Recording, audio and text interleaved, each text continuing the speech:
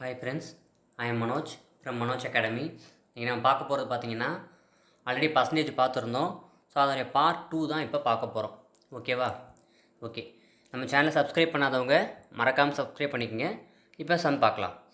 So first some என்ன கொடுத்துருக்காங்கன்னு பாருங்கள்.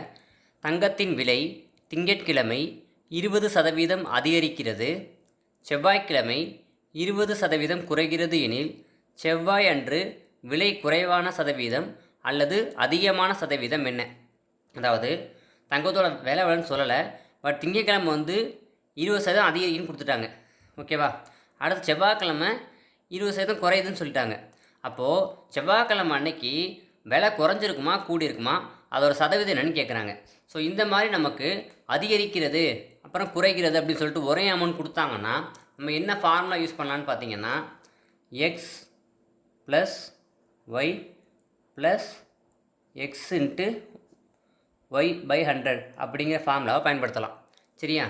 இப்போது இங்கே திங்கட்கிழமைன்னு கொடுத்துருக்காங்க பார்த்தீங்களா, மண்டே அப்படிங்கிறது பார்த்தீங்கன்னா நம்ம என்னென்னு எடுத்துக்கலாம், எக்ஸ்ன்னு எடுத்துக்கலாம். சரியா? அது எவ்வளவு? 20. ஸோ அது அதிகரிக்கிறது, அதனால் அது ப்ளஸ்ஸு. ஓகேவா? அடுத்து டியூஸ்டேங்கிறத என்ன பண்ணலாம், ஒய்ன்னு எடுத்துக்கலாமா? அதுவும் 20 தான், ஆனால் அது என்னது, குறைகிறதுன்னு கொடுத்தனால மைனஸ்ன்னு எடுத்துக்கிறோம். இதை அப்படியே இப்போ இங்கே அப்ளை பண்ணுங்கள், ஆன்சர் வந்துடும். ஸோ எக்ஸ் எவ்வளவு? 20 ப்ளஸ்ஸு இங்கே இருக்குது, பட் இது மைனஸ் 20. சரியா?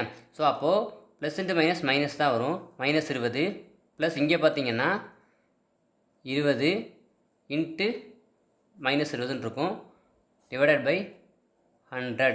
ஓகேவா? இப்போ இது ரெண்டு என்ன வரும், நமக்கு 20ல் 20 போச்சுன்னா 0ன்னு வந்துடும். ப்ளஸ்ஸு இங்கே பார்த்தீங்கன்னா 20 20 400ன்னு வரும், பட் மைனஸ் 400ன்னு வரும். சரியா?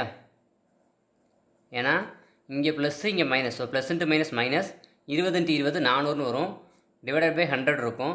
ரெண்டு ஜீரோவையும் கட் பண்ணால் நமக்கு -4 அப்படின்னு கிடைக்கும். ஸோ மைனஸ்னால் குறையுதுன்னு அர்த்தம். ஸோ 4% என்ன ஆகுது, நமக்கு தங்கத்தோட விலை குறையுது அப்படின்னு சொல்லலாம். ஓகேவா? ஓகே. ஸோ அடுத்து செகண்ட் சம் பாருங்கள். ஏயின் சம்பளம் பியை விட 25% அதிகமாக இருந்தால் பியின் சம்பளம் ஏயை விட எவ்வளவு சதவீதம் குறைவாக இருக்கும்? அதாவது ஏயோட சம்பளம் பியை விட 25% அதிகமாக இருக்குது. அப்போது பியோட சம்பளம் ஏயை விட எவ்வளோ சதவீதம் குறைவாக இருக்குன்னு கேட்டிருக்காங்க. இந்த மாதிரி ரெண்டு பேரோட சம்பளம் கொடுத்தாலும் சரி, இல்லை உயரம் இந்த மாதிரி எது கொடுத்தாலும் சரி, ரெண்டு தான் கம்பேர் பண்ணி கேட்குறாங்க அப்படின்னா கம்பேரிசன் டெஸ்ட் நம்ம பார்க்கும்போது என்ன ஃபார்முலா யூஸ் பண்ணலான்னு கேட்டிங்கன்னா, இந்த மாடலுக்கு R/100 ப்ளஸ் R இன்ட்டு 100 அப்படிங்கிற ஃபார்முலா பயன்படுத்தலாம். சரியா? இங்கே ஆறுங்கிறது நமக்கு ஒரே வேல்யூ தான் கொடுத்துருப்பாங்க, அதை அடுத்து அப்படியே அப்ளை பண்ண வேண்டியதான். So 25/100 plus 25. ஸோ ஃபஸ்ட் டைம்னா அப்படி சிம்பிளாக போட்டு பாருங்கள், கொஞ்சம் பலன அப்புறம் டேரெக்டாகவே போட்டுடலாம். சரியா? ஸோ 25/125 இன்ட்டு 100ன்னு இருக்குமா? இப்போ இதை கேன்சல் பண்ணலாமா? ஒரு 25 25 125, ஓரஞ்சு 5 25 100. ஸோ 20% அப்படிங்கிறது தான் நமக்கு என்னது ஆன்சரில் வரும். சரி, அது 100% ஃபார்முலாவில். ஸோ 20% அப்படின்னு வந்துடும். ஓகேவா? அடுத்து மூணாவது சம் பாருங்கள். பெட்டி ஒன்றின் விலை ரூபாய் 2000 2500 அதிகரிக்கப்பட்டால் அதிகரிப்பு சதவீதம் என்னன்னு கேட்குறாங்க. ஒரு பெட்டியோட விலை 2000 இருக்குது, அது 2500 மாறிடுச்சு. அப்போது எவ்வளோ இன்க்ரீஸ் ஆகிருக்கு அப்படிங்கிற பர்சன்டேஜ் தான் கேட்குறாங்க. ஸோ எவ்வளோ இன்க்ரீஸ் ஆகிருக்கு, நமக்கு 2000 2500 மாறி இருக்குது அப்படின்னா 500 கூடியிருக்கா? ஸோ 2000 2500 மாறி இருக்குது, அப்போ 500 கூடியிருக்கு. ஸோ எவ்வளோலேருந்து கூடியிருக்கு? 2000 இருந்தது 2500 மாறி இருக்குது. ஸோ அப்போ 2000 நமக்கு எவ்வளோ அதிகரிப்பு சதவீதம் அப்படிங்கிறனால 500 மேலே போட்டுக்கிறோம். அதாவது நமக்கு அதிகரிப்பு சதவீதம் தான் கேட்டிருக்காங்க. அப்போ ஆக்சுவல் அமௌண்ட் எவ்வளோ அதை கீழே போட்டுட்டு எவ்வளோ அமௌண்ட் இன்க்ரீஸ் ஆகிருக்கோ அதை மேலே போட்டுறணும், இன்ட்டு 100. அவ்வளோதான். சரியா? இந்த ரெண்டு ஜீரோவையும் கட் பண்ணிடலாம். ஓரஞ்சு 5 4 5 20, ஒரு 4 சாரி ஓகே, ஒரு 4 25 4 100. ஸோ ஆன்சர் என்னது? 25 அப்படிங்கிறது தான் ஆன்சர். ஸோ 25% என்னவாக இருக்கும், நமக்கு இன்க்ரீஸ் ஆகிருக்கு. சரியா? ஓகே. ஸோ அடுத்த சம் பாருங்கள். 30% of B - A equal 18% of B + A எனில் ஏ ஈஸ்ட் பியின் விகிதம் என்னன்னு கேட்டிருக்காங்க. ஓகேவா, ஏபியின் விகிதம் கேட்டிருக்காங்க. ஸோ நம்ம எப்படி போடலாம் அப்படின்னா ஃபஸ்ட்டு கொஷினில் இருக்கிறத அப்படியே எடுத்து எழுதுங்க. என்ன கொடுத்துருக்காங்க? 30%. ஓகேவா, ஸோ அப்போது 30/100ன்னு எழுதலாமா? 30/100 ஆஃப்னா இன்ட்டுன்னு அர்த்தம். சரியா, so into B minus A. ஓகேவா, ஸோ அடுத்து என்ன கொடுத்துருக்காங்க? 18%. ஸோ 18/100. ஸோ ஆஃப்னால இன்ட்டு பி ப்ளஸ் ஏ. எப்போவுமே இந்த மாதிரி இருந்துச்சு அப்படின்னா லெட்டர்லாம் ஒரு பக்கம் கொண்டு போய்க்குங்க, நம்பர்ஸ்லாம் ஒரு பக்கம் கொண்டு போய்க்குங்க.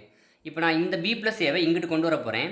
ஸோ அப்போ இங்கே பெருக்கல் இருக்குது, இங்கே வகுத்தலில் வரும். இங்கே பாருங்கள், அதே மாதிரி இந்த நம்பரை நான் அங்கிட்டு கொண்டு போகிறேன். எப்படி கொண்டு போகிறேன்னு பாருங்கள்.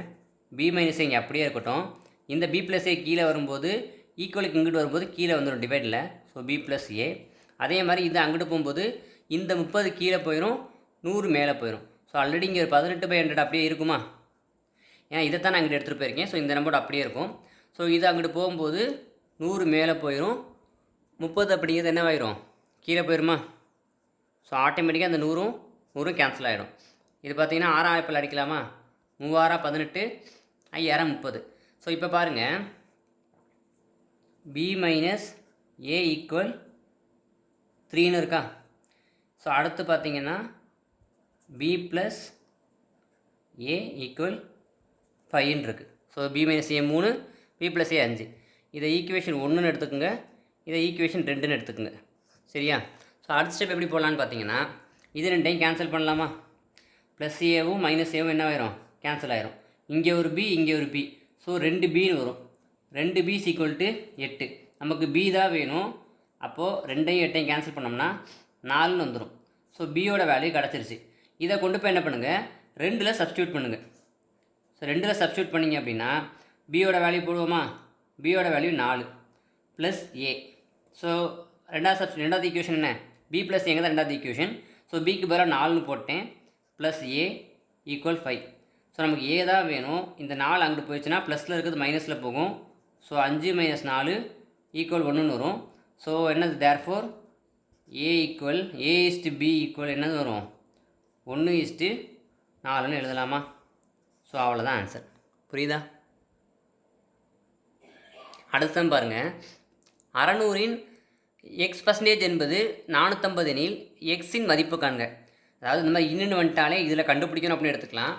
600இன் X%. அப்போது இது எப்படி எழுதலாம் அப்படின்னு பார்த்தீங்கன்னா 600 இன்ட்டு X%னால X/100. அதாவது 600ல் ஏதோ சதவீதம் கண்டுபிடிக்கிறோம்.